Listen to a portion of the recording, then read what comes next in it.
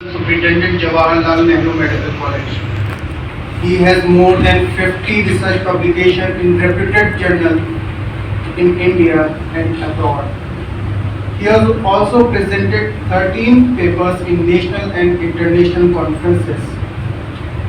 Professor Saeedul Hasan Arif Saab has 28 conferences, seminars as well as symposium as a resource person.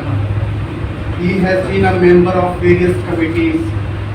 Professor Arif has published 2 books named as Introduction to Clinical Pathology and a Handbook of Hematology. It is our great honor to have you with us today. I know you didn't need any introduction because you are a sculpture of humanity.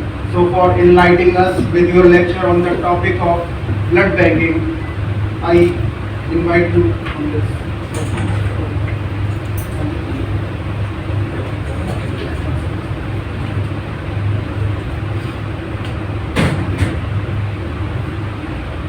Thank you, Mr. Hossain, for introducing me.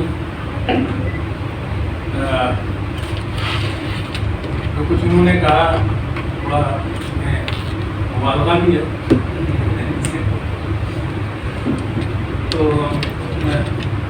और Divya college से मैं जाहिर सी बात है इस बात को कहना चाहूँगा कि दिव्या कॉलेज से मेरा पुरानी रिश्ता है। बरादर अजीज़ी जो कि दुनिया में नहीं रहे, यहाँ के काफ़ी सीनियर प्रोफेसर्स में थे, प्रोफेसर सादुल हसन आफाक इल्म रद्दिया जी सर, और आप लोगों में से बहुत से लोगों को उन्होंने पढ़ाया है और काफ़ी मानी जानी शख्सियत यहाँ जाने के देते थे। और उनके लिए दुआ मग़फ़िरत की दरख्वास्त आप सबसे है। जाहिर बात है आप सबके उस्ताद हैं, तो उस्ताद और शागिर्द का जो रिश्ता होता है, पिछले साल बकरीद के महीने में उनका हाल हो गया।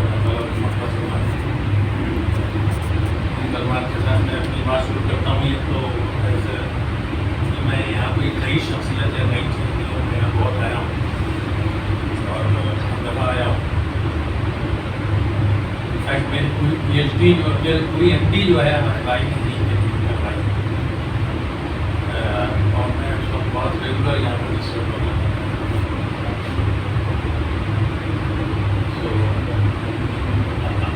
तो ये जगह नहीं है, यहाँ नहीं आता था मेरी दवाई, लेकिन कॉलेज का स्टाफ जो है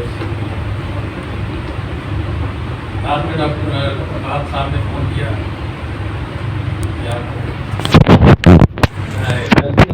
तैयार किया है और आप लोगों को पसंद आए। टॉपिक मेरा है क्योंकि मैं चार्ज ब्लड बैंक की रहा 16 साल, और ब्लड बैंक में जो डेवलपमेंट आपने अगर कभी विजिट किया आप लोगों ने देखा होगा, A to Z इसका एफर्ट मैंने किया। तो मेरा बहुत फेवरेट टॉपिक है ब्लड बैंकिंग और एक बहुत डिमांडिंग है, जो डिसाइड करते हैं आप लोग। तो इसमें डिटेल में मैंने कोई चीज़ नहीं डिस्कस की है, बस जस्ट एज ए ओवरव्यू मैंने यहाँ पर किया है। So the objectives will be like this कि what is blood banking, understanding how to understand how the blood is collected, how much is blood safe,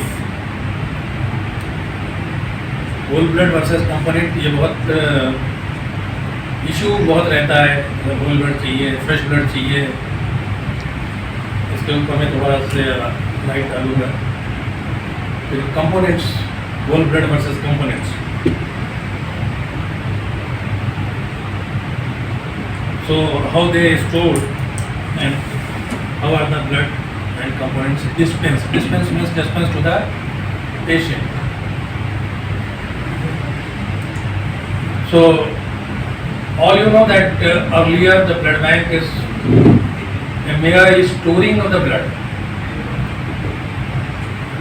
ये ह्यूमन प्रोडक्ट है, कहीं से हम ले नहीं पाते हैं। शुरू में बहुत सी इसके ऊपर चर्चाएं हुई कि एनिमल टू ह्यूमन ट्रांसफ्यूजन भी हुआ, लेकिन उसके बाद पेशेंट मर गया।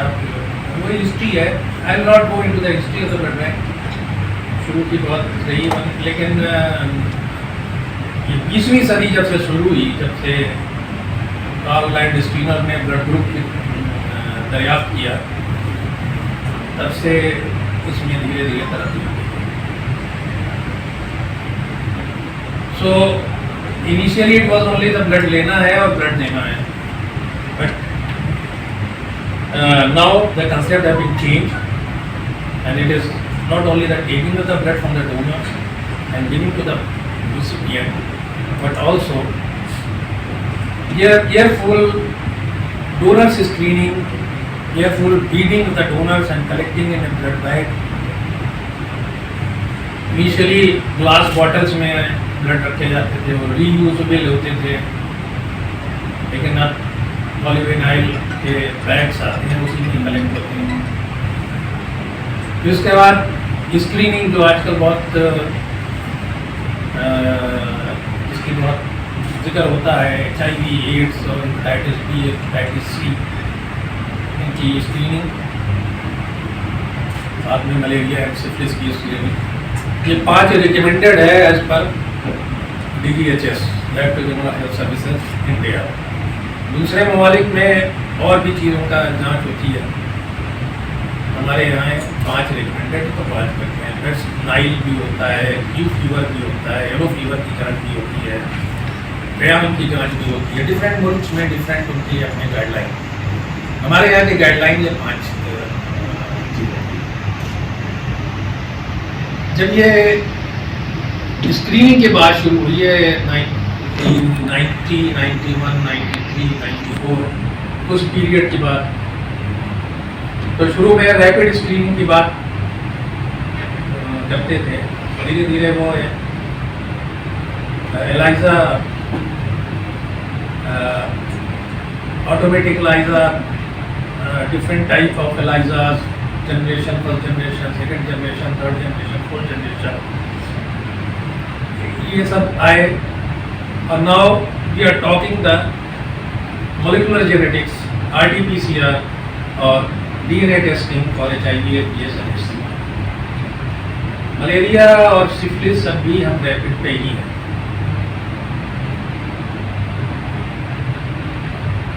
देन उसके बाद कंपोनेंट प्रिपरेशन, 4 कंपोनेंट्स बनाए जाते हैं, act cell, FFP, platelet concentrate and cryoprecipitate. ये यूजेस आगे चलते हैं, अभी धीरे धीरे बनाएंगे। और एक नई जो इजाद है वो सिंगल डोनर प्लेटलेट SDP, इसके में और प्लेटलेट कंसेंट्रेट जो ऊपर बताया है, इसका डिफरेंस क्या है, इसके बारे में भी थोड़ा सा लाइट डालेंगे। उसके बाद carefully analysing the blood group. कई तरह से जो हमारे यहाँ होता है, कई तरह से ब्लड ग्रुप होता है, direct blood group, indirect blood group, gel technology भी है, ऑटोमेटिक मशीन भी है, solid base red cell adherence, इसके लिए इम्यूनोकोर की मशीन है, ऑटोमेटिक प्रोसीजर है। So these are all procedures are done for the blood which is collected from the donors and keeping at a appropriate temperature for the different components which are prepared। तो उसके बारे में आगे आते हैं। फिर जो ब्लड बैंक का काम है रिसीविंग द रिक्वेस्ट। नाउ दो, अगर हम ब्लड बैंक को डिवाइड करें तो 2 जोन होता है। एक में डोनर्स की screening, collection of blood and storage of blood, component preparation, उससे रिलेटेड। दूसरा हुआ अब डिस्पेंसिंग, जाना है ब्लड, मरीज का रिक्वेस्ट सही है, इंफॉर्मेशन सब करेक्ट है, ये बहुत ज़रूरी है जो हमें चेक करना है। नहीं तो रॉन्ग ब्लड चला जाए, किसी दूसरे मरीज को चढ़ जाए, तो अगर A का B को चढ़ जाए, आप लोग जब UMS के तलबा है और पढ़ा है, ये भी आपके यहाँ पढ़ा जाता है। ब्लड ग्रुप बहुत इंपॉर्टेंट चीज़ है, ये अगर बी में चला जाए तो पेशेंट सर्वाइव नहीं करेगा और सीवियर रिएक्शन हो जाएगा, और अगर ट्रीट नहीं किया गया इमीडिएटली तो डाइट ऑफ हो जाएगा। तो ये चीज़ जो वहाँ से सैंपल आ रहे हैं वो एप्रोप्रिएट है। सैंपल और रिक्वेस्ट फॉर्म को मिलाना, उनके नाम मिलाना। फिर दो तरह के रिक्वेस्ट होते हैं। एक अर्जेंट रिक्वेस्ट होती है, मालूम दिया इमरजेंसी में पेशेंट ट्रॉमा का आया है या सर्जरी में एकदम से ब्लीड करने लगा पेशेंट, तो ये आर्टरी कट गई, सर्जरी तो रश करे तो कौन सा ब्लड अर्जेंट है और कौन सा नॉन अर्जेंट है, इसको भी क्लासीफाई करना। अर्जेंट की मैचिंग डिफरेंट होती है, नॉन अर्जेंट की मैचिंग डिफरेंट होती है। मैचिंग करना है, मैचिंग यानी डोनर और रेसिपिएंट के ब्लड को मिलाना कि कोई रिएक्शन ना हो। तो और फिर उसके बाद राइट कंपोनेंट चूज करना। कंपोनेंट्स की बात है तो कंपोनेंट चूज करना कि इसमें ERBC देना है के साथ FFP जाना है कि नहीं जाना है, FFP फ्रेश फ्लोरेसेंट प्लाज्मा। वो आगे थोड़ा सा हाईलाइट करता हूँ मैं आगे चलते। एंड राइट क्वांटिटी, तो ये at right time to the right patient, ये हमारा मोटो होना चाहिए। Right blood to the right quantity to the right patient at right time. हम इससे अगर ये हमारा सीक्वेंस मेंटेन है तो जो मैंने बताया कि जो ब्लीडिंग करके आता, multiple trauma, road side accident, जो पेशेंट आता है ब्लीड करता हुआ आता है, उसमें बहुतों की जान बचाई जा सकती है अगर प्रॉम्प्ट एक्शन लिया जाए। डिपेंड करता है कि आप एक्शन कैसे ले रहे हैं। हम अगर राइट ब्लड नहीं गया, राइट क्वांटिटी में नहीं गया, मान लीजिए ब्लीड कर रहा है, फ्रैक्चर शायद फीमर है, बहुत ब्लीडिंग होती है, और अगर एक ही यूनिट चढ़ा रहे हैं डॉक्टर साहब तो फिर तो कोई फायदा नहीं है। इसलिए जिस हिसाब से ज़रूरत हो उस हिसाब से ब्लड जरूरत है। और ये जो लास्ट में एक सेंटेंस लिखा है, monitoring the quality at each step, जो मैंने 12-13 स्टेप्स बताए, ये हर स्टेप पे इनकी क्वालिटी चेक जरूरी है। चाहे डोनर्स क्वालिटी हो, चाहे बैग्स की क्वालिटी हो, चाहे रिएजेंट की क्वालिटी हो, चाहे मशीन की क्वालिटी हो। क्वालिटी एश्योरेंस एक अलग एक सब्जेक्ट है पूरा ब्लड बैंकिंग में। तो क्वालिटी एश्योरेंस है, क्वालिटी चेक और उसका एक पूरा प्रोटोकॉल है जो रेगुलर इंटरवल पे जो प्रोडक्ट्स बन रहे हैं, जो ERBC प्लेटेड और FFP बन रहा है, वो भी उनकी भी क्वालिटी चेक करनी है। उसमें भी जितने में क्या रिक्वायरमेंट है, एक मिनिमम और मैक्सिमम एक रिक्वायरमेंट ज़रूरी है कि इसमें इतना होना चाहिए, इसका pH इतना होना चाहिए, इसका हीमोग्लोबिन इतना होना चाहिए, इसका PCV इतना होना चाहिए। उसी तरह FFP में इसमें फैक्टर 8 कितना होना चाहिए, और कॉम्प्लीमेंट फैक्टर कितना होना चाहिए, फाइब्रोनेक्टिन कितना होना चाहिए। ये सब चीज़ों की एक पूरी वो है क्वालिटी एश्योरेंस, एक अलग। So the motto of the blood bank, the blood transfusion service is committed to provide highest possible standard of the service to the patient. The main role of the blood centers are to provide right blood to the right patient at the right time, as I have already told you. How the blood is collected? Voluntary versus replacement donor, repeated donor versus occasional one-time donor, और camps करते हैं। अब what is voluntary donors? ये इंसानियत के नाते काम होता है। Blood donation is a total humanitarian thing. हमें जाके ब्लड देना चाहिए, ना कि जब हमें ज़रूरत हो तब देना। इनफैक्ट जब ये मेरे पास आती है कि सर वो ब्लड की ज़रूरत है, कुछ इंतज़ाम करा दीजिए, ये जो इंतज़ाम करा दीजिए इसका मतलब ये होता है कि हम ब्लड नहीं देंगे, आप फ्री में बगैर डोनेशन के, बगैर रिप्लेसमेंट के। एक तो वॉलेंटरली नहीं आ रहे हैं आप ब्लड देने, दूसरा आपको ज़रूरत है तो आप रिप्लेसमेंट भी नहीं दे रहे हैं। तो नलके में तो ब्लड नहीं आता है कि बोतल में भर लिया और दे दिया पानी की तरह, तो पानी की कीमती हो गया और इसकी कीमत नहीं है कोई, ये तो आप जानते हैं कि ब्लड की कोई कीमत नहीं, किसी आदमी के जान बचाने की कोई कीमत नहीं है, कोई नहीं अदा कर सकता। सूरह मादा की एक आयत है, मैं आयत तो नहीं याद है, मैं हाफिज नहीं हूँ, लेकिन उसकी मफहूम ये है कि जिसने एक आदमी की जान बचाई उसने इंसानियत की जान बचाई। तो ये इंसानियत क्या है, हमें आगे आना चाहिए और हमें ब्लड देना चाहिए रेगुलर इंटरवल पे। हमारी सोसाइटी में, हमारे माशरे में उसकी बहुत कमी है। Only 5% or less than 5% in India, less than 5% collection of blood is voluntary.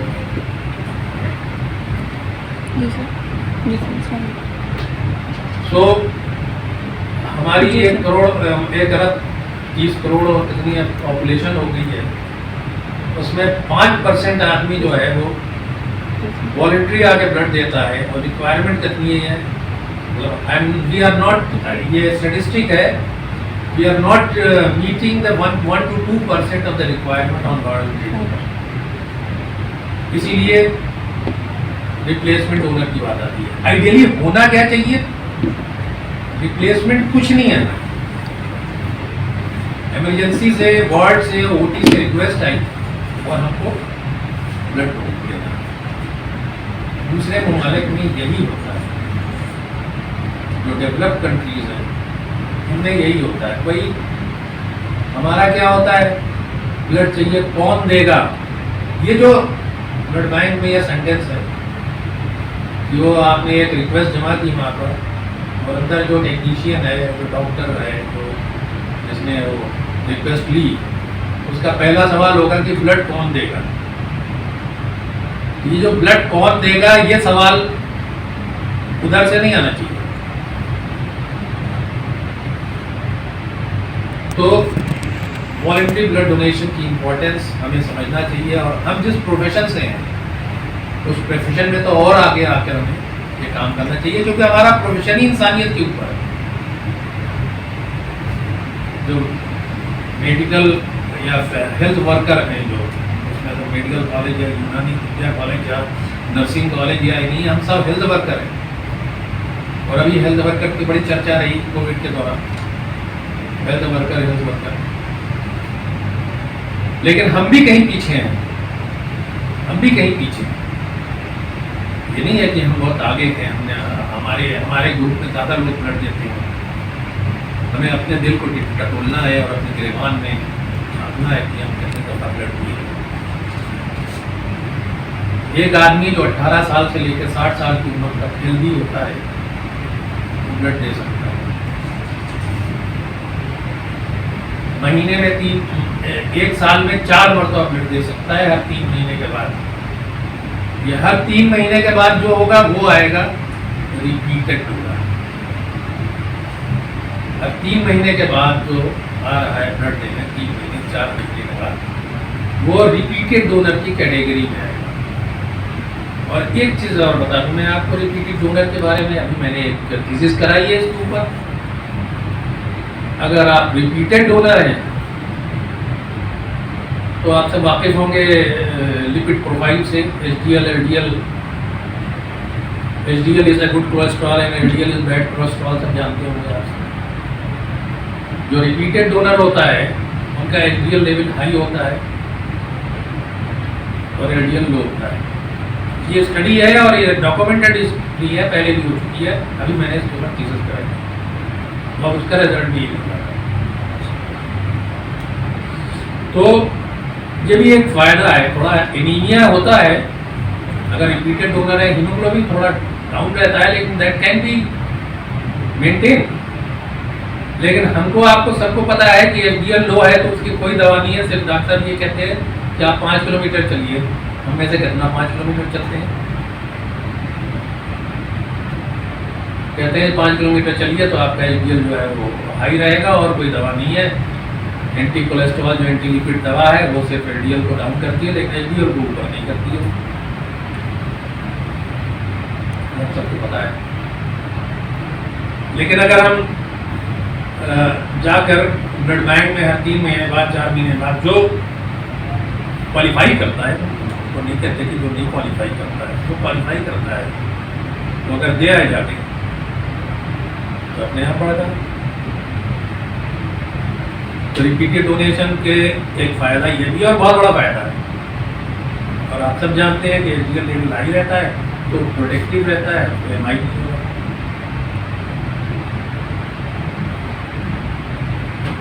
Camps लगाते हैं, कैंप्स हम लोग वीकली कैंप्स लगता है।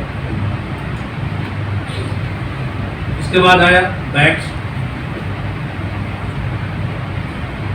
एक single, triple, quadruple, top to bottom leukocyte filter bag, different type of bag.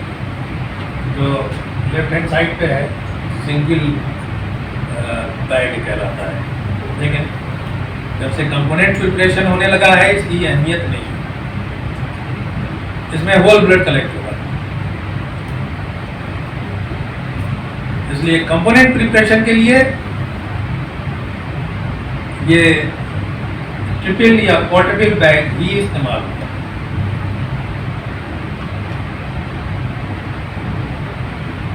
Triple bag में और quadruple bag में फर्क यह है कि ट्रिपल बैग में हम 3 कंपोनेंट बना पाएंगे, चौथा कंपोनेंट नहीं बनेगा। एक प्राइमरी बैग होता है जिसमें ब्लड कलेक्ट किया जाएगा, उसके बाद ट्रांसफर किया जाएगा, फिर सेंट्रीफ्यूज किया जाएगा, सेंट्रीफ्यूज के बाद दूसरे में ट्रांसफर किया जाएगा, फिर सेंट्रीफ्यूज किया जाएगा, तो ये तीसरा कंपोनेंट है वो उसमें जाएगा, चौथा कंपोनेंट नहीं। ये क्वाड्रुपल बैग है। साथ में अभी इसमें थोड़ा सा मैं आगे जिक्र करूंगा कि क्वाड्रुपल और ट्रिपल और कंपोनेंट सेपरेशन को थोड़ा सा मैं गाइड करूँगा कि आपको कंपोनेंट की इम्पोर्टेंस पता चल जाए।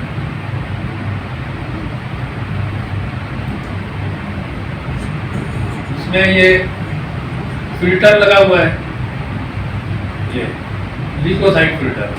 अभी जब हम जिक्र करेंगे ट्रांसफ्यूजन रिएक्शन की, तो मैं आपको बता दूं कि maximum 95% of the transfusion reaction is due to the WBC. अब यहीं से बात शुरू होती है कि कंपोनेंट प्रिपरेशन की क्या इंपॉर्टेंस है। होल ब्लड और कंपोनेंट प्रिपरेशन जो मैंने कहा था, देखो whole blood versus component preparation, यहीं से समझ में आता है कंपोनेंट की क्या इंपॉर्टेंस है।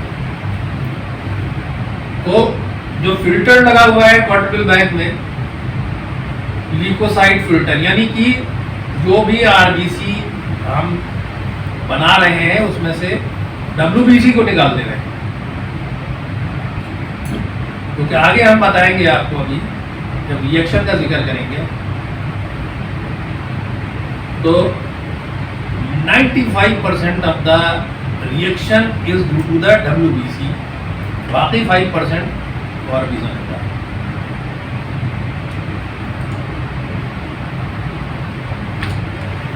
ये जाहिर बात है बहुत बर्निंग टॉपिक है, और हमसे ही पूछते हैं साहब आपने जो ब्लड दिया कितना से।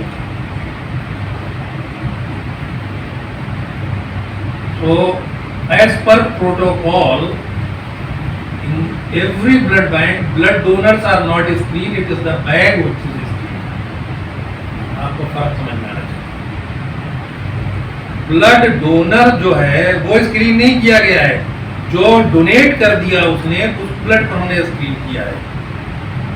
ब्लड डोनर स्क्रीनिंग के बाद ब्लड डोनर भाग भी सकता है, उसकी जगह एलईडी भी हो सकता है कि दूसरा डोनर आ जाए उसी नाम से, कोई हम फोटो तो क्लिक कराते नहीं है।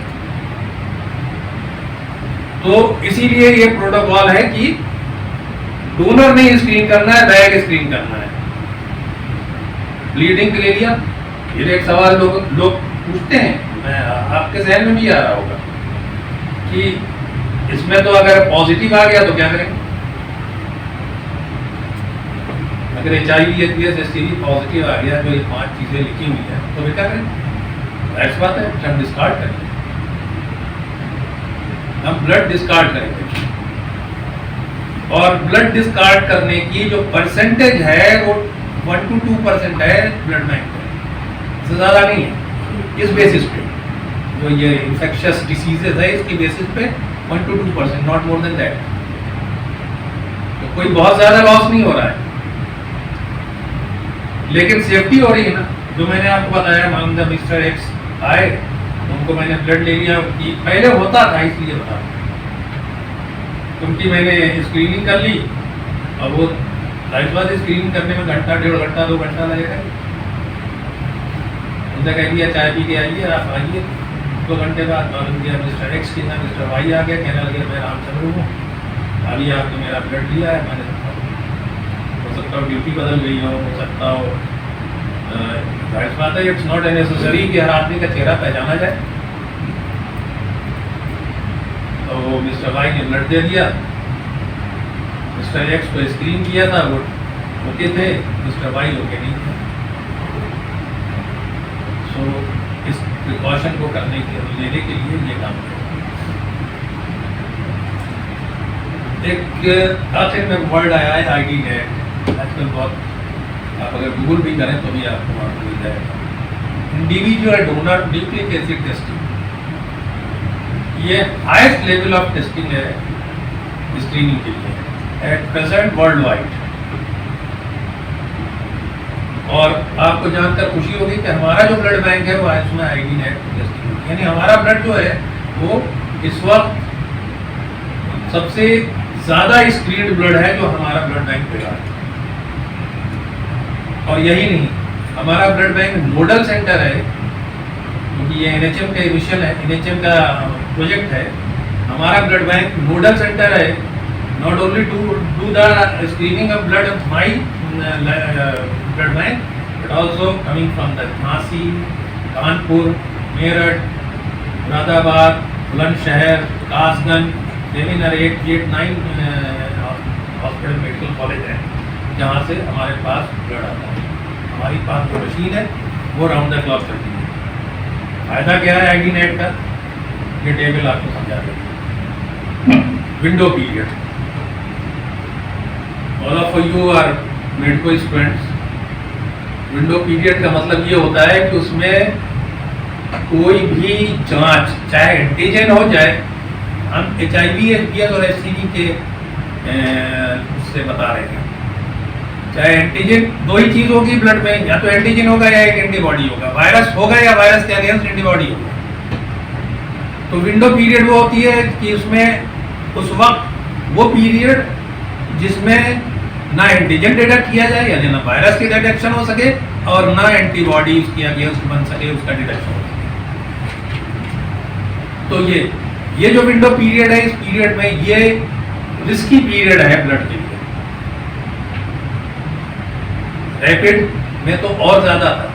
अब जो एलाइजा है, एलाइजा में ये जो है, जो ये एलाइजा है, ये ID नेट है, और इसके नीचे वाला जो ये एंटीबॉडी है, विंडो पीरियड।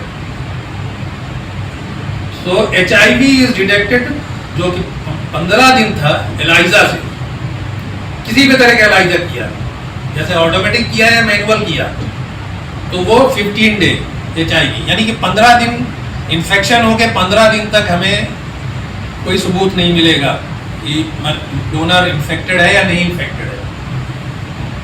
ID नेट से वो रिड्यूस हो गया 5.6 हो गया, यानी 1/3। नीचे आए HB, हेपेटाइटिस B वायरस, बहुत कॉमन है आजकल और सबसे ज़्यादा पॉजिटिविटी इसी निकलती है। और आप ये देखिए कि इसका विंडो पीरियड जो सीरोलॉजी से था, एलाइजा से था, दैट इज 38.3, लेकिन स्टिल अभी ID नेट में वो 21 डेज है, लेकिन कुछ तो कम है। और HCV तो जहाँ एलाइजा से 50 डेज में निकल रहा था, 49.3 डेज, 58 डेज, 60 डेज था। डिफरेंट स्टडीज में डिफरेंट है, कहीं 55 दिन है, कहीं 60 दिन है। वो घट के सिर्फ 4.9 डेज हो गया, 10 times reduction by ID9। That is the importance of the ID9।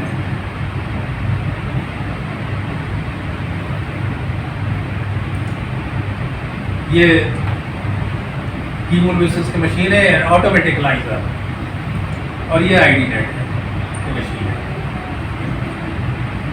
इस मशीन की इटसेल्फ कॉस्ट 2.5 करोड़ रुपए। सो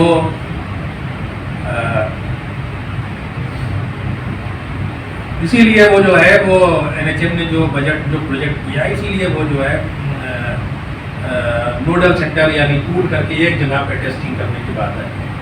अब आप ये कह सकते हैं, पूछ सकते हैं कि कानपुर से ब्लड यहाँ कैसे आता है।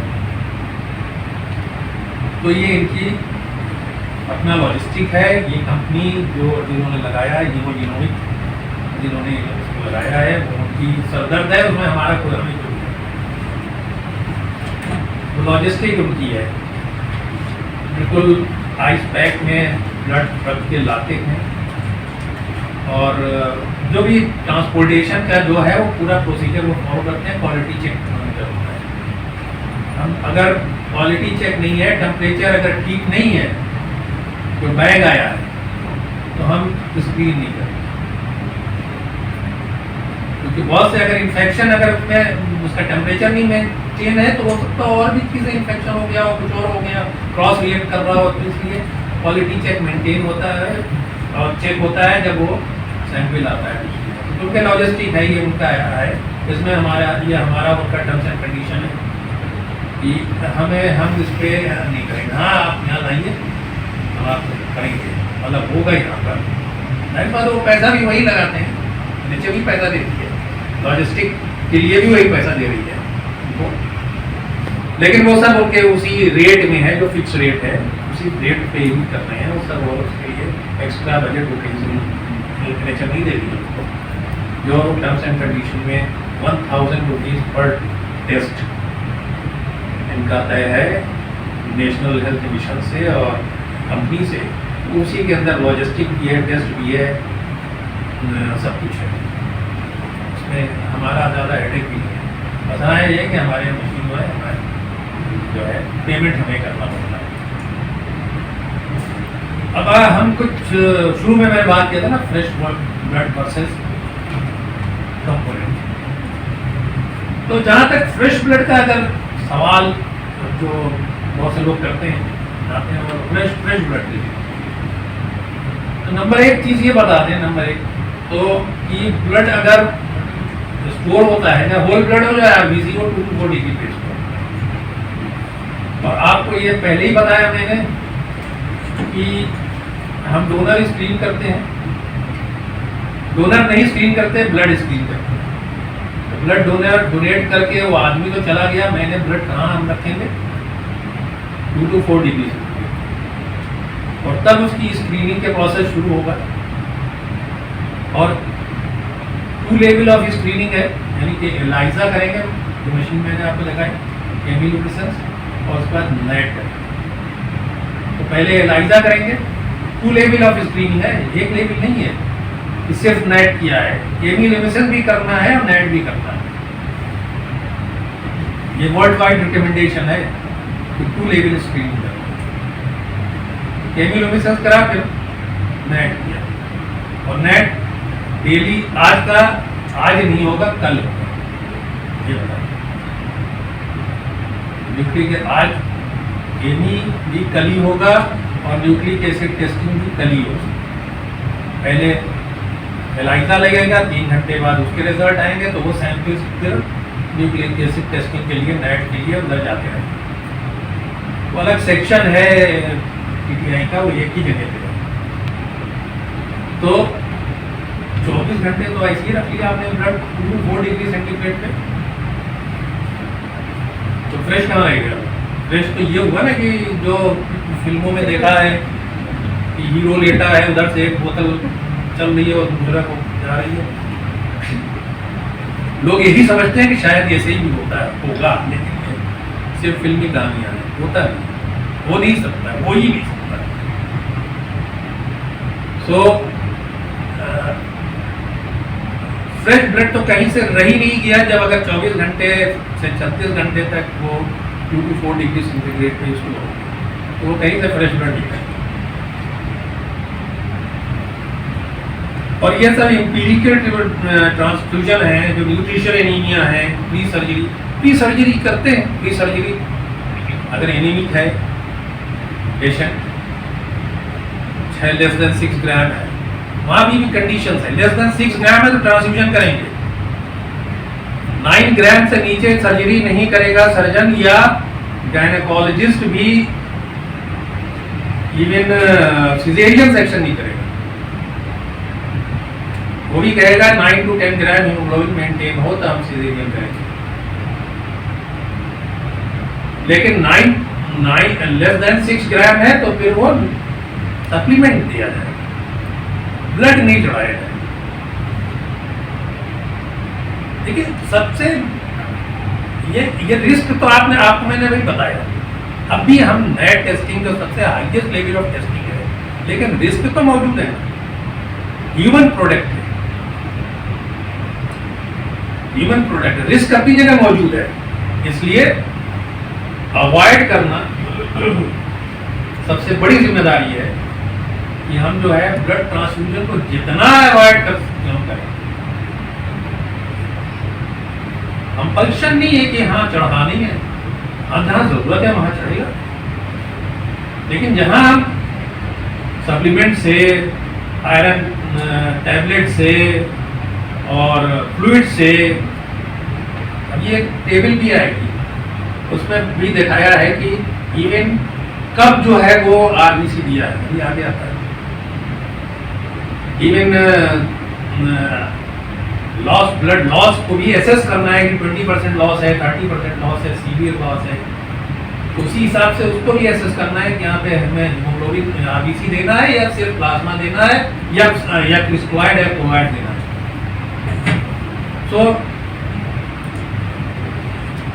So there is no fresh blood, I have already told you. It is a misconception. और भी चीजें होती हैं, increase chances of intracellular pathogens. हमने आपको बताया कि leukocyte main culprit of transfusion reaction.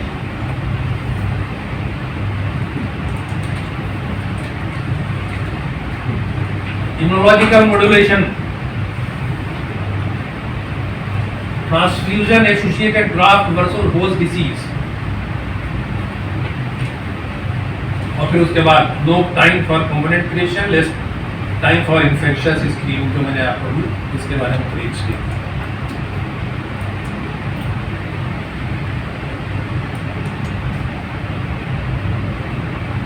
सो एक होल ब्लड जो डोनर ने डोनेट किया, उससे हम क्या क्या, मैंने बताया 4 कंपोनेंट्स। अब आप ये देखिए, ये भी एक फैक्टर है कि रेड ब्लड सेल्स, नीचे आप देखिए, उसके नीचे जो सबसे नीचे यहाँ पर इसकी शेल्फ लाइफ 40 डेज है ऑन 2 to 4 डिग्री सेंटीग्रेड, और उसके बाद इसको लाइफलाइज करते हैं तो 10 ईयर्स तक सर्वाइव कर सकता है। होल ब्लड को ये नहीं कर सकते आप, उसका शेल्फ लाइफ 35 दिन है मैक्सिमम, CPDA1 में अगर उसको लिया जाए। फ्रेश फ्रोजन प्लाज्मा 1 ईयर, -30 -20 से ऊपर अगर आपने स्टोर किया तो 1 ईयर। प्लेटलेट कंसंट्रेट सिर्फ 5 डेज उसकी स्टोरेज शेल्फ लाइफ है, एंड क्रायोप्रेसिपिटेट 1 ईयर।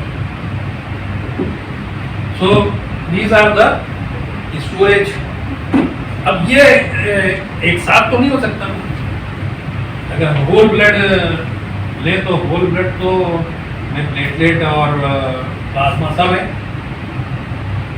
जाहिर बात है वो सिर्फ 35 दिन उसकी शेल्फ लाइफ है, और कंपोनेंट मिस कर रहे हैं, क्योंकि हमने अगर ब्लड को 24 घंटे 2 to 4 डिग्री सेंटीग्रेड पे रख दिया तो 90% प्लेटलेट की एक्टिविटी खत्म हो गई।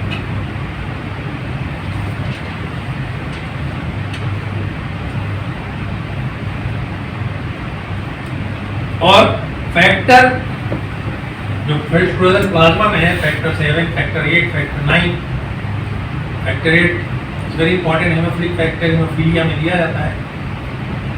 तो अगर उसको जो है हमने फ्रीज नहीं किया इमीडिएटली तो वो 10% पर आवर के हिसाब से उसकी एक्टिविटी खत्म होती जाएगी।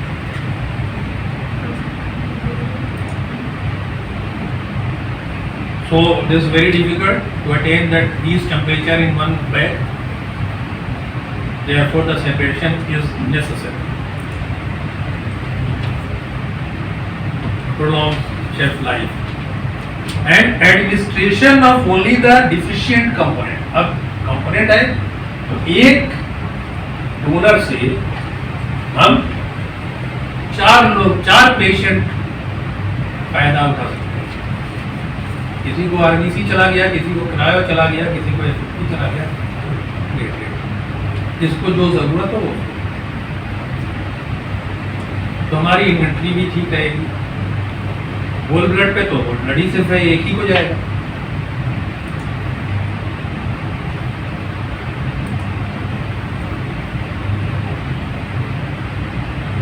कंपोनेंट कैसे प्रिपेयर किया जाता है?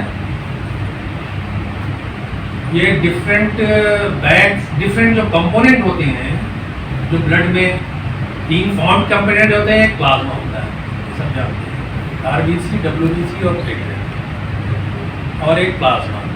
इनकी स्पेसिफिक ग्रेविटी के ऊपर ये फिजिकल बेस करता है। सबसे ज़्यादा जो स्पेसिफिक ग्रेविटी होती है वो आरबीसी की होती है और सबसे कम होती है वो प्लाज्मा की होती है। और डब्ल्यूबीसी और प्लेटलेट की इसके बीच में होती है। तो जब भी सेंट्रीफ्यूज करेंगे जो ज़्यादा स्पेसिफिक ग्रेविटी होगी वो बॉटम पे होगी और जो कम स्पेसिफिक ग्रेविटी वाला होगा वो ऊपर आ जाएगा। तो प्लाज्मा और प्लेटलेट, प्लाज्मा और आरबीसी सेपरेट हो गए और जो इंटरफेस है वो वहां पर डब्ल्यूबीसी और आरबीसी और प्लेटलेट रहेंगे। ये बेसिक क्वेश्चन, यही समझे आप, इससे ज़्यादा नहीं समझे। स्पेसिफिक ग्रेविटी जिसकी ज़्यादा हो नीचे बैठ जाएगा, जिसकी कम है वो ऊपर आ जाएगा और जो बीच की है वो बीच में रहेंगे। अब आप सेपरेट कर लें। उसके लिए 2 मेथड इस्तेमाल होते हैं, एक ईआरपी मेथड है, एक बफीकोट मेथड है। ये जरा फोटोग्राफ ऐसे आप लोगों के अवेयरनेस के लिए कि ये क्रायोफ्यूज कहलाता है। ये सेंट्रीफ्यूज है, it is not a simple centrifuge, ये रेफ्रिजरेटेड सेंट्रीफ्यूज है। ये टेम्परेचर अपने हिसाब से इसमें हम कभी 22 कर सकते हैं, कभी 4 कर सकते हैं। अगर हमें प्लेटलेट बनाना है तो हमें हमेशा टेम्परेचर को 22 डिग्री पर रखना है, क्योंकि हमने अगर 4, अभी मैंने आपको बताया 4 डिग्री पे रखा तो प्लेटलेट की जो है एक्टिविटी कम हो गई। तो हमको जो है 22 डिग्री पे रखा अगर प्लेटलेट बनाना है। तो एक तरफ तो इन्वेस्टिगेशन चलता रहता है, स्क्रीनिंग होती है, दूसरी तरफ कंपोनेंट बनता रहता है। Component within 6 hour component बना लेते हैं, जो रिकमेंडेड टाइम है 6 आवर के अंदर हमें कंपोनेंट बना लेना। अगर 6 आवर से ज्यादा चला गया तो फिर हम प्लेटलेट नहीं बना पाएंगे, ये मार्क कर दिया जाता है। अगर इसी वजह से टाइमिंग सबसे मेन चीज होती है। अगर 6 आवर से ज्यादा का ब्लड है तो फिर उसको मार्क कर दिया जाता है कि should not, platelet should not be made from this. तो ये सेंट्रीफ्यूज है, क्रायो सेंट्रीफ्यूज कहलाता है, रेफ्रिजरेटेड सेंट्रीफ्यूज है, तो टेम्परेचर मेंटेन कर सकते हैं। और बाकी सेंट्रीफ्यूज जो आपने देखा है वो कॉमन सेंट्रीफ्यूज है, उसमें टेम्परेचर मेंटेन होता है। ये इस तरफ जो लेफ्ट साइड पे है ये मैनुअल प्लाज्मा एक्सट्रैक्टर है और ये ऑटोमेटिक प्लाज्मा एक्सट्रैक्टर है। दोनों मेथोडोलॉजी अवेलेबल है, जहाँ लोड कम है वहाँ मैनुअल काम करते हैं, जहाँ लोड ज़्यादा है वहाँ ऑटोमेटिक। हमारे ब्लड बैंक में 3-4 मशीनें इस तरह की ऑटोमेटिक, मैनुअल भी है, हर चीज़ का बैकअप मौजूद है, एक नहीं 2 मशीन हर चीज़। ब्लड बैंक 24 घंटे चलता है, 24/7/365, कहीं बंद ही नहीं होगा। तो मशीन की तो मशीन है, कभी न कभी ट्रबल शूट हो सकता है, तो हम तो नहीं कर सकते ना, तो इसलिए हर चीज़ का बैकअप, चाहे वो मैनुअल हो, यानी जितनी देर में ऑटोमेटिक कीपर हो मैनुअल काम करेंगे, हर चीज़ का बैकअप मौजूद है। ये प्राइमरी बैग है, इसका प्रोग्राम होता है, हर बैग अपने अपने हिसाब से वो ऑन होता है, वहाँ स्विच ऑन होती है, तो उधर ट्रांसफर हो जाता है, स्विच ऑन ऑफ होती है, उधर ट्रांसफर हो जाता है, उस हिसाब से अपना ये ऑटोमेटिक है, प्रोग्राम है। आपको कौन सा मेथड इस्तेमाल करना है, पीआरपी मेथड है, बफी कोड मेथड है। पीआरपी मेथड है तो उसके लिए प्रोग्राम है, बफी कोड है तो उसके लिए।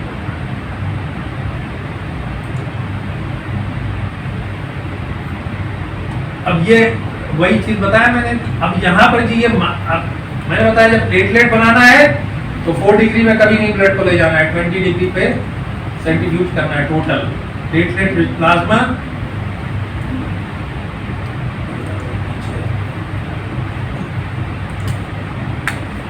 ये first spin 1500 direction for 5 minute at 20 degree या 22 डिग्री सेंटीग्रेड। 2 में सेपरेशन हो गया, एक प्लेटलेट प्लाज्मा और पैक्ड ब्लड सेल, और फिर सेपरेट कर लिया जैसे मैंने आपको बताया, प्लेटलेट विद प्लाज्मा सेपरेट कर लिया और आरबीसी सेपरेट कर लिया। उनको फिर मैंने हाई सेंट्रीफ्यूज पे किया 500 डायरेक्शन और 10 मिनट्स एट 20 डिग्री। तो उसमें ऊपर प्लाज्मा आ जाएगा, नीचे प्लेटलेट आ जाएगा। तो जाहिर बात है, again I have told you, platelet जो है उसकी स्पेसिफिक ज़्यादा है, ऊपर से प्लाज्मा को सेपरेट आउट कर लिया, प्लेटलेट बच गया, वो प्लेटलेट कंसंट्रेट के साथ उसको स्टोर करते हैं। टाइम का तो नहीं है,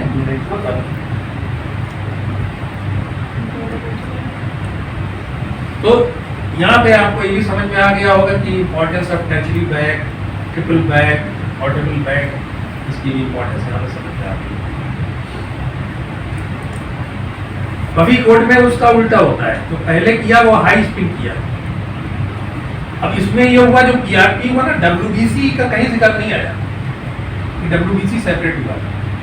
डब्ल्यूबीसी सबके सब चले गए या तो आरबीसी में या प्लेटलेट में, सब उसी में मिक्स हो गए पीआरपी मेथड में। लेकिन जो ये बफी कोड मेथड है, इसमें एक जो इंटरमीडिएट जोन बनता है, वो इंटरमीडिएट जोन बफी कोड का बनता है, buffy code rich in WBC and platelet. अब यहाँ पर एक जो मैंने नंबर ऑफ अभी आपको बताया था बैग के तरीके, एक टॉप टू बॉटम बैग बताया था।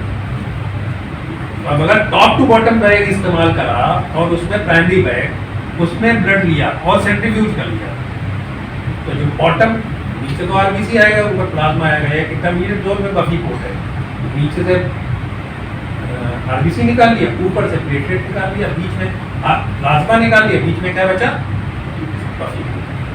उसको फिर मैं लाइट स्पिन किया 1500 direction for 10 minutes at 20 degree. Platelet बनाना है, मैंने बार बार बात कर रहा हूँ, प्लेटलेट बनाना है, टेम्परेचर 20 रखना है। प्लेटलेट नहीं बनाना है तो 4 रखना है। तो कंपोनेंट 3 ही बनते हैं, या तो प्लेटलेट बनता है या क्रायोप्रेसिपिटेट बनता है। अभी हम जब क्रायोप्रेसिपिटेट का भी अभी जिक्र करेंगे, उसमें जो है प्लेटलेट नहीं बनता, क्योंकि उसमें सारा स्पिन जो है 4 डिग्री सेंटीग्रेड पे होता है, तो वहां पर प्लेटलेट नहीं बनता। तो एक बैग से एट ए टाइम 3 कंपोनेंट निकलते हैं, चौथा कंपोनेंट निकालने के लिए एक चीज को सेक्रीफाइस करना है। तो हमारे यहाँ डिमांड जो होती है वो प्लेटलेट की ज्यादा होती है, बफी को क्रायोप्रेसिपिटेट की डिमांड कम होती है। क्रायोप्रेसिपिटेट का इंडिकेशन हीमोफीलिया है। और जब से रिकॉम्बिनेंट फैक्टर 8 आ गया है तो क्रायोप्रेसिपिटेट की डिमांड कम हो गई है, लेकिन फिर भी रखते हैं। क्रायोप्रेसिपिटेट रिकॉम्बिनेंट फैक्टर 8 मौजूद रहता है, हॉस्पिटल में है। कभी हीमोफीलिक पेशेंट आते हैं तो उनको ज़रूरत पड़ती है तो वो होता है, लेकिन कभी कभी मालूम दिया शॉर्ट सप्लाई आ गई तो वो और हीमोफीलिया का ब्लीडिंग करता हुआ पेशेंट आ गया तो फिर उसमें फिर क्रायोप्रेसिपिटेट देना होता है। इसलिए 15, 20, 50 यूनिट क्रायोप्रेसिपिटेट बनाकर ब्लड बैंक में रखते हैं। -80 पे रखते हैं, 5 साल तक का रहता है, तो इसलिए उसकी कोई वो नहीं रहती है, डिस्कार्ड भी नहीं होता है, वो चलता रहता है, यूज हो जाता है कहीं।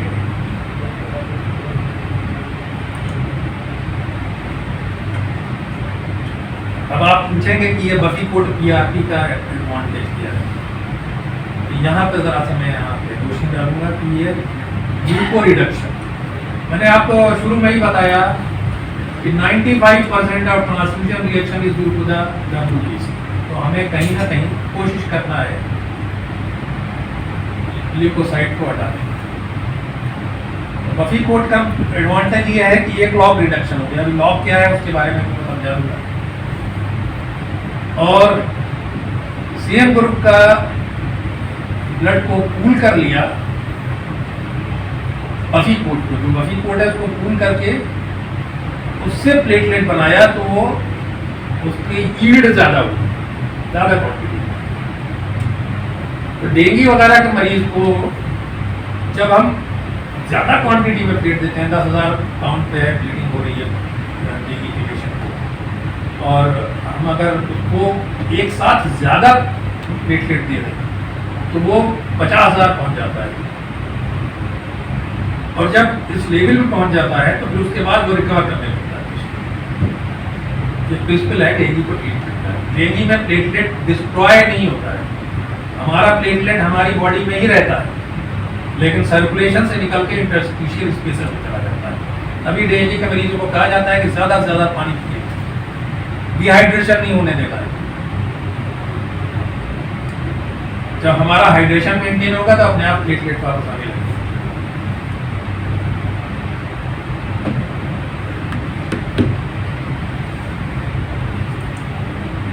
ये है थोड़ा एक ब्रीफ सा आपको लॉग रिडक्शन के बारे में। ये होल ब्लड है जो कि जिसमें 10⁻9 WBC मौजूद है, 10⁻9। और बफी कोड से अगर किया तो buffy coat depleted red cell में वो 10⁻8 हो गए। और जब लीको फिल्टर्ड प्रोडक्ट मैंने आपको बताया था, बैग को लीको फिल्टर्ड बैग जो है वो जब यूज किया तो वो 3 लॉग रिडक्शन हो गया। 3 लॉग रिडक्शन मतलब 99.9% ऑफ द WBC हमने निकाल दिया।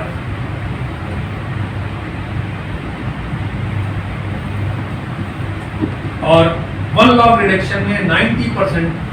तो अगर हम बफी कोड से बना रहे हैं तो 90% WBC तो ऐसे ही निकाल दिया है। तो एक एडवांटेज कंपोनेंट प्रिपरेशन की ये भी है कि हम जो है WBC को हटा दे रहे हैं, जो मेन कल्प्रिट है हिमोलिटिक वो febrile non haemolytic transfusion reaction का। और भी बहुत से सारे ज़्यादातर आप अभी देखेंगे ज़्यादातर ट्रांसफ्यूजन रिएक्शन WBC की वजह से। ये लॉ ऑफ रिडक्शन का कंसेप्ट है। ब्लड बैंक रेफ्रिजरेटर है 2 to 4 डिग्री सेंटीग्रेड पे। इसमें WBC और पैक्ड रेड सेल रखते हैं। पैक्ड रेड सेल 42 दिन और होल ब्लड 35। एक हफ्ते का तो यही फायदा हो गया कंपोनेंट बनाने का, एक हफ्ते का फायदा यही हो गया।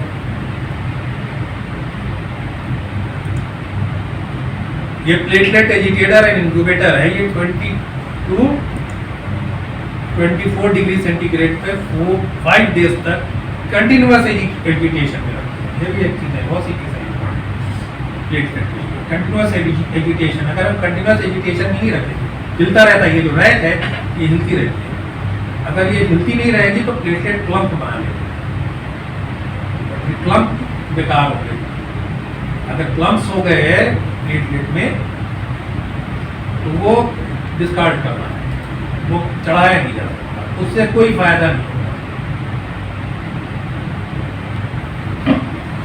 इसमें अब सवाल ये उठता है, जहनों में आ सकता है कि अब 24 डिग्री 25 डिग्री पे बैक्टीरियल इन्फेक्शन भी हो सकता है। हम कल्चर करते हैं, वो सब क्वालिटी कंट्रोल का डिवीजन है। रेगुलर प्लेटलेट कंसंट्रेट का जो है कल्चर होता है, हर चीज़ रिकमेंडेड है कि इतने परसेंट आरबीसी का क्वालिटी एश्योरेंस होता है, इतने परसेंट एफएफटी का, उसकी सबकी वो बनी हुई है कि आरबीसी में क्या क्या चीज़ें जांच होनी है और एफएफटी में क्या क्या जांच होनी है, सबकी पूरी वो उसको मैंने यहाँ पे नहीं जिक्र किया है, बस हम आपको बता रहे हैं क्वालिटी चेक जरूरी होता है। ये -40 और -8 डीप फ्रीजर, इसमें प्लाज्मा और क्रायोजेनिक प्रेसिपिटेट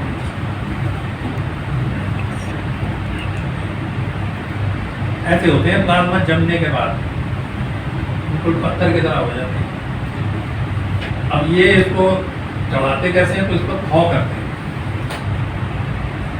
थॉइंग भी प्लाज्मा की 37 डिग्री सेंटीग्रेड पे होनी है, हाफ एन आवर,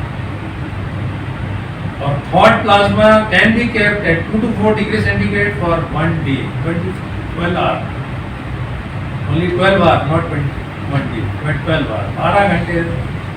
यानी कि जब हमारे पास रिक्वेस्ट आए तब करना है। प्रीशियस चीज है, देखना नहीं, देख नहीं। इसकी काफी इसकी रिक्वायरमेंट कम है, इसके इंडिकेशन कम है, सप्लाई कम है। तो बीच में ऐसी भी नौबत आ गई थी, फिर उस पर गवर्नमेंट ने तवज्जो दी कि हमारे पास ओवरफ्लो होने लगा था, हमारे पास जगह नहीं थी रखने, फिर गवर्नमेंट ने उसको सील करने की परमिशन दी। कुछ केमिकल वो है वो ले जाते हैं, जैसे इम्यूनोग्लोबुलिन और एल्बुमिन, इससे वो बनाते हैं, जो कि फिर जो आता है मरीजों के ही यूज होता है, वो ह्यूमन प्रोडक्ट है। एल्बुमिन देते हैं, चढ़ाते हैं बर्न के पेशेंट के साथ, वो भी ह्यूमन प्रोडक्ट है। तो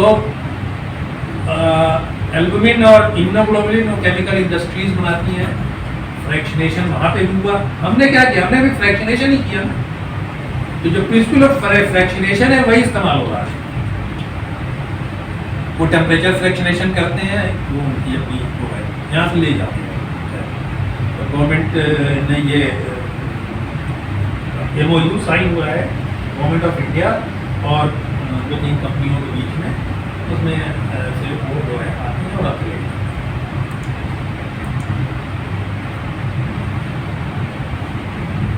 ये प्रेसिपिटेट का वो है सिंगल डोनर प्लेटलेट, अभी हमने बताया आपको। अब ये सिंगल डोनर प्लेटलेट कंसंट्रेट का जिक्र पूरा हो चुका है, वो 50 ml होता है। ये 50 ml से जो इंक्रीमेंट होता है प्लेटलेट का वो 5000 एक डेंगू का मरीज है जिसका 20,000 काउंट है, 15,000 काउंट है, ट्रीट कर रहा है, उसको कम से कम 5 या 6 प्लेटलेट चाहिए। 6 का मतलब 30,000 तक उसका काउंट चला जाएगा, 45,000, और पूरे का पूरा बढ़ता नहीं है। 5 या 6 पे 30,000 नहीं बढ़ेगा, 20,000 ही बढ़ पाएगा, उसको फिर दूसरे दिन जरूरत पड़ जाएगी। अब आजकल जो है काफ़ी अवेयरनेस बढ़ गई है, जम्बू बैग, इसको जम्बू बैग कहते हैं, सिंगल डोनर। इसमें कई फायदे। फायदा नंबर 1, इंक्रीमेंट इसका 35 से 50,000 होता है।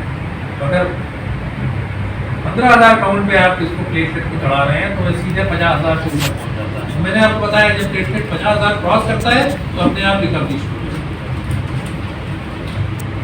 जो कि हम सिंगल डोनर ये रैंडम डोनर प्लेटलेट जो है, जो प्लेटलेट कंसंट्रेट है, उससे नहीं अचीव कर पाते।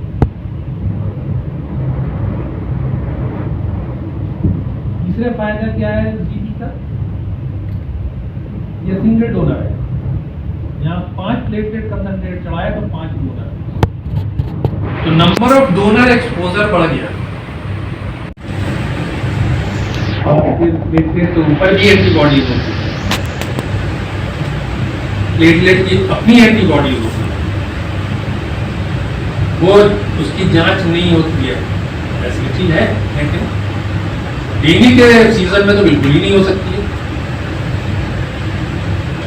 हमारे पास जो मशीन है वो उसमें जांच की फैसिलिटी है, लेकिन डेंगू के सीजन में तो बिल्कुल ही नहीं हो सकती, जहाँ पे दिन भर में 100 प्लेटलेट जाते हैं। Demand versus requirement versus man power और सब कुछ लॉजिस्टिक सब कुछ मिला के तो नहीं हो सकती।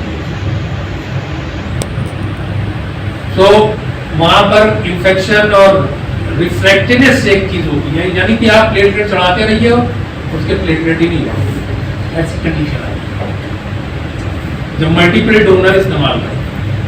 और सिंगल डोनर में क्या है, एक ही डोनर है। दूसरा फायदा। तीसरा फायदा ये है कि अगर हम 5 प्लेटलेट कंसंट्रेट इस्तेमाल कर रहे हैं तो 5 डोनर इस्तेमाल हो रहे हैं।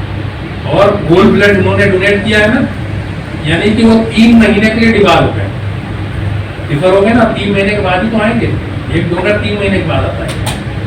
सिंगल डोनर प्लेटलेट में क्या होता है, सिर्फ प्लेटलेट निकाला है, बाकी चीजें वापस हम मरीज को वापस पहुंची। जो उसका आरबीसी है, जो उसका प्लाज्मा है, वो प्लाज्मा कुछ क्वांटिटी तो रहा, लेकिन बाकी क्वांटिटी वापस दिया। तो वो प्लेटलेट, वो जो डोनर है ना, वो 1 हफ्ते के बाद फिर से within 1 week ready to donate. तो लॉस ऑफ डोनर नहीं है वहां पर। 5 डोनर लॉस हो गए 3 महीने के लिए। यहाँ पे 1 डोनर से मैंने निकाला, मरीज का इंक्रीमेंट 5 टाइम 6 टाइम बढ़ गया, प्लेटलेट बढ़ गया, और हमारा डोनर भी बच गया।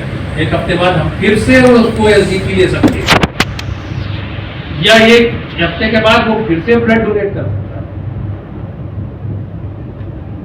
रिकवरी टाइम जो होता है ना, 1 डोनर का रिकवरी टाइम 3 महीने होता है मिनिमम। लेकिन एसडीपी में जो रिकवरी टाइम है, क्योंकि प्लेटलेट लिया, प्लेटलेट का रिक्रूटमेंट बहुत जल्दी है, क्योंकि उसकी शेल्फ लाइफ ही 5 दिन है, बॉडी में भी वो 24 घंटे में 48 घंटे रहता है, उसका रिक्रूटमेंट बहुत जल्दी हो रहा है।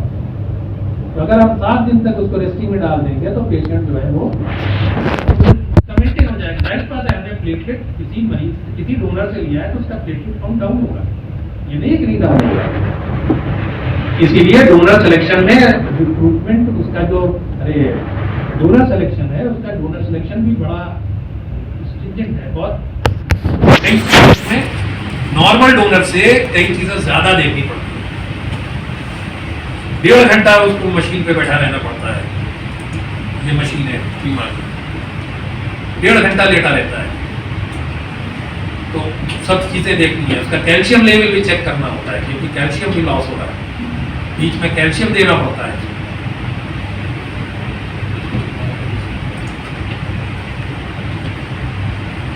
तो एक पार्ट ये है। दूसरा पार्ट ये है, अगर टाइम है ना, मानो भाई सलाम अलैकुम, टाइम है?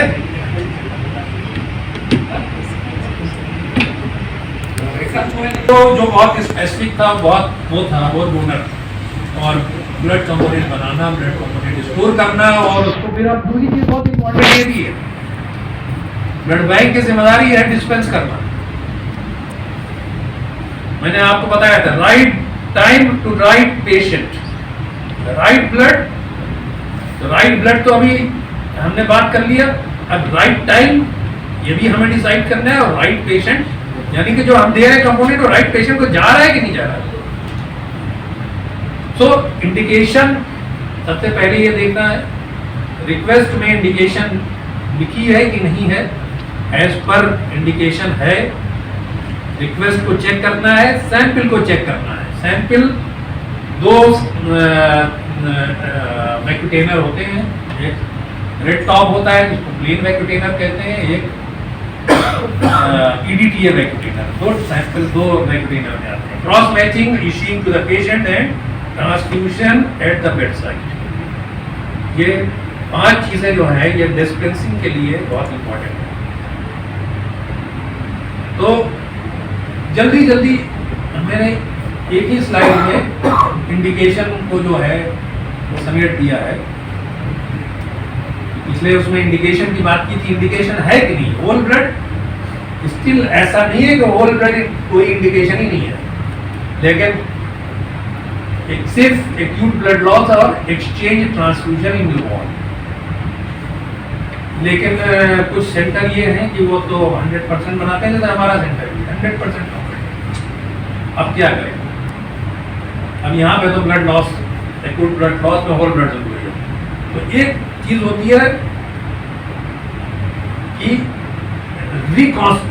रिकॉन्स्टिट्यूट करना, यानी ये जैसे एक ग्रुप का पेशेंट है, एक ग्रुप का आरबीसी लेकर, एक ग्रुप का प्लाज्मा लेकर हमने रिकॉन्स्टिट्यूट कर दिया, ब्लड फिर से बना दिया, प्लाज्मा को थॉ करके और दोनों को मिला दिया। एक और इक्विपमेंट होता है ब्लड बैंक में, स्टेराइल कनेक्टिंग डिवाइस। तो बैग के जो सील होते हैं ना, जो ट्यूबिंग होती है वो सील करते हैं, उसको स्टेराइल कंडीशन से जोड़ देते हैं। वो एक बहुत इंपॉर्टेंट चीज होती है। तो बच्चों के लिए जब ब्लड लेने आते हैं कहते हैं एलयूके बना दीजिए, 2 पार्ट में बना दीजिए ब्लड, क्योंकि उनको कम रिक्वायरमेंट है, 3 पार्ट में बना दीजिए, उसमें भी वो जरूरत होती है। तो स्टेराइल कनेक्टिंग डिवाइस होती है, उसको फोटो निकालिए। एक्सचेंज ट्रांसफ्यूजन ये लोग कहते हैं कि हमें ऐसे ब्लड का भी इसमें एंटीबॉडी ना हो, एंटीजन भी ना हो, एंटीबॉडी भी ना हो। In that situation we are taking the O positive, जिसमें एंटीजन भी नहीं है, और AB प्लाज्मा। वो ब्लड वो आरबीसी ले लिया और AB प्लाज्मा लेकर रिकॉन्स्टिट्यूट कर लिया, तो वो उनके लिए बिल्कुल फिट ब्लड होता है exchange plasma. ERBC, correction of anemia if less than 6 gram, preparation of the patient for surgery. When expecting blood loss during the surgery, according to the protocol. अभी प्रोटोकॉल क्या है उसके बारे में स्लाइड है। Thalassaemia, sickle cell disease, regular blood, ये blood dependent anaemia कहते हैं। तो रेगुलर ये 3 महीने 3 हफ्ते 4 हफ्ते बाद आकर ब्लड देते हैं। इनकी अलग एक ग्रुप बना हुआ है, इनकी सोसाइटी बनी हुई है, और इनकी सोसाइटी वाले खूब ब्लड देते हैं। ये सोसाइटी हर 2 महीने में 3 महीने में कैंप लगाती है और 100-150 ब्लड जो है वो जमा करके हमें दे देती है, क्योंकि हमें कंपल्शन है, हमें जरूरी है कि इनसे हमें रिप्लेसमेंट नहीं देगा। जो बच्चे हैं प्रीशियस हैं, इनको सरवाइव कराना है जब तक सरवाइव करें। FFP फैक्टर डिफिशियंसी में फैक्टर 8 और one prevent factor fibronectin, cryoprecipitate में हमारा आपको बताया ही। Never be use as a replacement fluid. FFP replacement fluid, यानी कि फ्लूइड लॉस हो गया है, ब्लड लॉस हो गया, उसमें FFP चला दिया, नहीं चला। ये इस हिसाब से जो है एसेस करते हैं क्या चीज थी। अब तो 20% ब्लड लॉस है, तो आप ये देखिए कि still volume replacement bye steroid का नॉर्मल लाइफ, वॉल्यूम रिप्लेसमेंट करना है, आरबीसी अपने आप बनेगा। अल्लाह ताला ने हमें ऐसी कुव्वत हमारे बदन में दी है, ये सब चीजें अपने आप रिप्लेस होंगी। 20 to 50% अगर ब्लड लॉस है तो 3 यूनिट ऑफ रेड सेल और वॉल्यूम रिप्लेसमेंट बाय क्रिस्टोइड, यहाँ पे भी FFP नहीं आया। 50 to 90% है तो कोलॉइड देते हैं, कोलॉइड मतलब एल्बुमिन। यहाँ भी क्वेरी लगी हुई है FFP के ऊपर, दे सकते हैं आप कोलॉइड की जगह FFP भी दे सकते हैं, लेकिन अगर कोलॉइड अवेलेबल है, एल्बुमिन बड़ा महंगा मिलता है मार्केट में, एल्बुमिन बड़ा महंगा मिलता है, इसलिए अफोर्ड करना मरीजों के लिए मुश्किल पड़ता है। तो यहाँ पर ज़्यादातर सर्जन या फिजिशियन यहाँ पे FFP ऐड कर देते हैं। लेकिन 50 to 90% ब्लड लॉस है, तो दी quantity of blood loss more than 90% तो डेफिनेटली यहाँ पर प्लेटलेट कंसंट्रेट देंगे, यहाँ पर platelet concentrate more than 90% blood loss है, more than 90% of the body 5 litre होता है, 4.5 लीटर लॉस हो गया, अब हम प्लेटलेट कंसंट्रेट देंगे, नहीं तो नहीं जरूरत है, मेंटेन कर लेगा बॉडी, अपने बॉडी को छोड़ दीजिए, उसको कभी कमी इट्स नॉट नेसेसरी कि ये हमेशा फॉलो हो, it's all clinical decision made by the clinician, therefore there must be a rapport between blood bank officer and clinician, discussion होना है।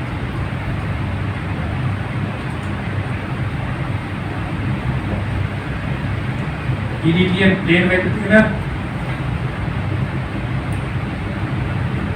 इसको काउंटर पे चेक करना है, कोई डिस्क्रिपेंसी अगर है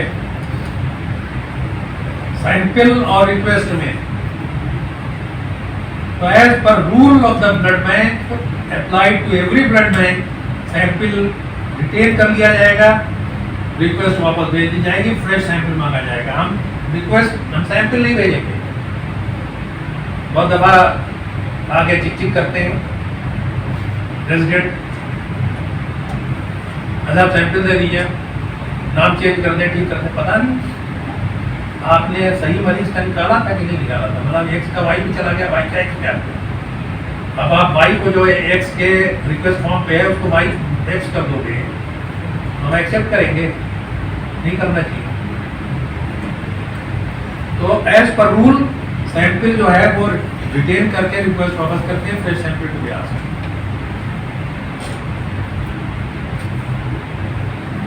तो डोनर जो रिक्वेस्ट आई है उसका ब्लड ग्रुपिंग करना है, प्रीवियस ब्लड ग्रुपिंग है अगर उसके ऊपर लिखे तो भी करना है, अगर इट इज रिटेन ऑलरेडी तो भी करना है।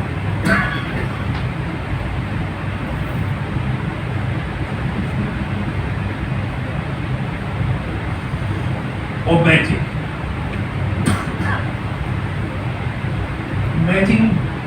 बैग का सेगमेंट होता है, उसी से मैचिंग फिर सैंपल नहीं रखते हो, उसी बैग के जो ट्यूबिंग है उसको थोड़े थोड़े उससे पहले सील कर देते हैं, उन्हीं में से एक सेगमेंट तोड़ देते हैं, उसी से मैचिंग करते हैं।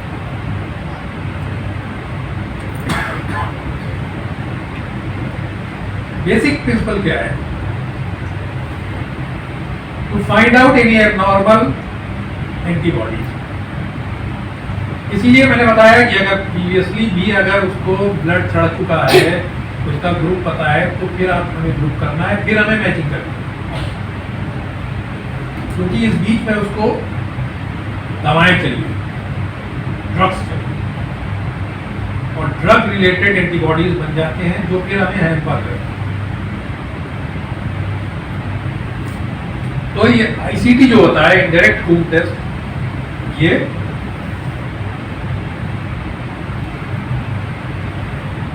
अगर आईसीटी निगेटिव है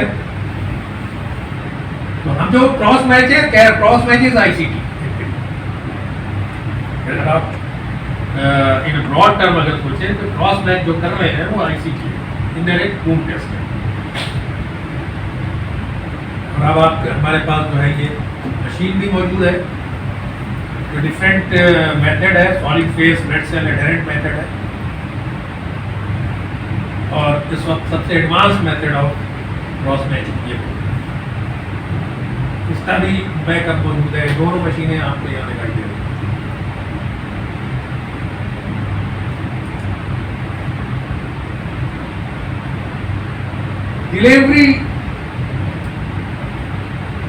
delivered the bag to the attendant with following instructions. Gentle shake before transfusion. Gentle shake. Should start transfusion with 30 minutes. Should be finished within 4 hours. No warming should be done. Patient's vitals should be checked earlier, पहले 1 घंटे के हर 15 minutes के बाद. Then early. Any chills, rigors, temperature, chest tightness, abdominal cramps, stop bleeding, inform blood bank. To check transfusion reaction, fresh EDTA sample, leftover blood, bag और urine sample, ये 3 चीजें blood bank को भेजनी जरूरी है. ब्रीफली ट्रांसफ्यूजन रिएक्शन, इमीडिएट और delayed. Immediate में immunological, अब यहाँ पे जो मैंने शुरू से बताया आपको, एक तो हीमोलिसिस. ये हीमोलिसिस जो है ये रेड सेल वजह से, febrile non haemolytic transfusion reaction, donors granulocyte, WBC आ गया. Anaphylaxis reaction, antibody to IgA, ये भी WBC होता है. Urticaria, antibody to plasma protein. Non cardiac pulmonary oedema, antibody to leucocyte. तो मैंने बताया ना कि WBC जो है 95% ऑफ द ट्रांसफ्यूजन रिएक्शन में करते हैं. Fever with shock, bacterial contamination, congestive heart failure, volume overload. Delayed amnestic reaction, ये जो हीमोलिटिक रिएक्शन है, चाहे वो इमीडिएट में हो चाहे डिलेड में हो, वो RBC is the culprit. Mismatched blood transfusion जिसको कहते हैं, कहीं ना कहीं उसमें क्लर्कियल एरर आ रही है, क्योंकि एग्नेस्ट पे हमने चेक कर रहे हैं, मिसमैच नहीं होना है, क्लर्कियल एरर हो रही है. मालूम दिया श्यामा नाम की 2 पेशेंट है, एक वार्ड 6 में एक वार्ड 9 में है. वार्ड 6 का ब्लड जो है वार्ड 9 वाली श्यामा को लेंगे, ये क्लर्कियल एरर. और most of the transfusion, hemolytic transfusion reaction is due to the clerkial error. क्योंकि हमने आपको बताया इतने स्टेप पे चेक हो रहा है ब्लड ग्रुप और क्रॉस मैच. मिसमैच होने के चांसेस क्या हो सकते हैं? बहुत मुश्किल. तो जो काउंटर पे बैठा है, जो टेबल पे बैठा है, जो टेक्नीशियन है, उसकी भी क्वालिटी चेक होना है, उसकी भी CME होते रहना है, उसकी भी रिफ्रेशर कोर्स होते रहना है, और वर्क नहीं करना. हम 12 घंटे 14 घंटे काम में ऐसी आदमी की जो है वो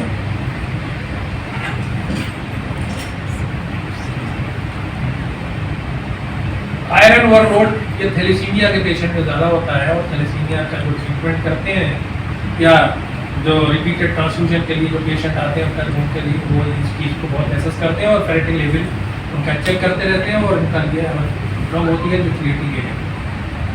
हेपेटाइटिस ये भी नहीं होना चाहिए, क्योंकि हमने लेकिन फिर भी अभी आपको दिखाया मैंने कि विंडो पीरियड है, still window period is there.